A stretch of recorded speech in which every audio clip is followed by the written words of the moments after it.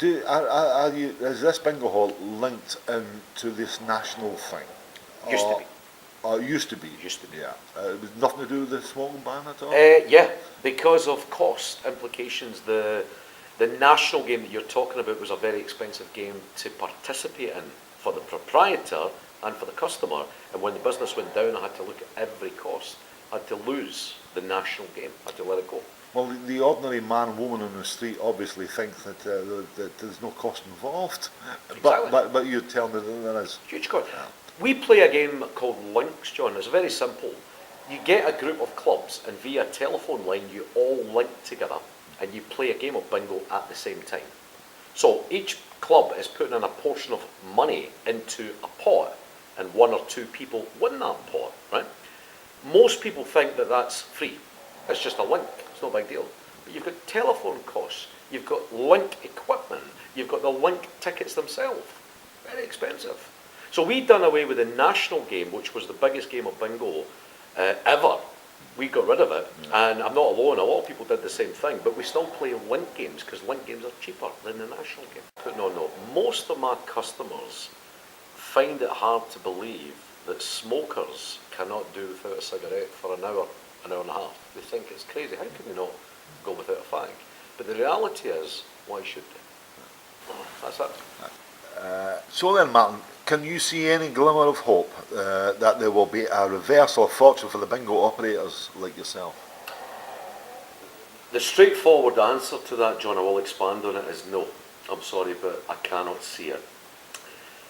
Let me expand on that a wee bit. First of all, I cannot see any amendment in the short term coming in. I just don't believe it's going to happen. But theoretically, if the government turned around and says, right, the ban's over, guys, on Monday, just go ahead and do your own thing, I genuinely do not believe that all the business we've lost would instantly come back. Because as I said earlier on, bingo customers, like pub customers, are creatures of habit. The habit's been broke for many, many years, and I think you would get a small percentage of the business back, but I don't see any glimmer of hope at all for the bingo industry. And I'll give you a forecast. I'll make a forecast, which I've already done on another DVD. I reckon between 3 to 5 years in the UK, there'll be no traditional bingo clubs, or there'll be no traditional pubs left. They'll all be gone. That's my forecast. Well, apart from pubs, because we're particularly talking about bingo halls here, what's so special about bingo halls? What's special? That's a very good question. I think the industry has been on the go so long. I mean, bingo's been operating since the 60s. It became legitimate late 60s, so it's had a fairly good run. It did get to a point before the smoking ban where it couldn't go any further because everything had been done that could be done in bingo. But I think what's important is bingo comes in two stages, John. We have here a traditional bingo club, which is designed for a 60 to 80 age group. The Meccas and Galas are going for the younger age group. So they're two completely different markets dealing with the same product, which is bingo. What's special about it? I think people come out and play bingo as a soft gambling, because it's not hard gambling. It is also very good for the mind. For the elderly ones, it actually reduces dementia to a degree because it's a concentration game. But the most important fact of bingo is social. You get out, you meet people, you meet friends. In this day and age, John, think of how many establishments you could go to as a lone female between 50 to 80. There's not many. You can go to a bingo club and you can meet friends, and it's safe, and that's the most important part. How do you mean safe? Well, it's a safe environment because when you come into this establishment as a single female of an elderly age group, you're mixing with the same type of people of your own age group. There's no drunken Neds. Alcohol is not a big thing in bingo because bingo requires concentration. So bingo players don't go to the bingo club to get pissed. They go to the pub to get pissed. They come to a bingo club to have a wee bit of fun, win a little bit of money, meet a few friends. Entertainment, social. That's what it's all about. in the pub industry, we've heard of certain things about females especially having to step outside for a cigarette. Yep. Well, of course, they've got alcohol inside. It's been tampered with and whatever, but we've also heard of them being attacked outside. Yeah.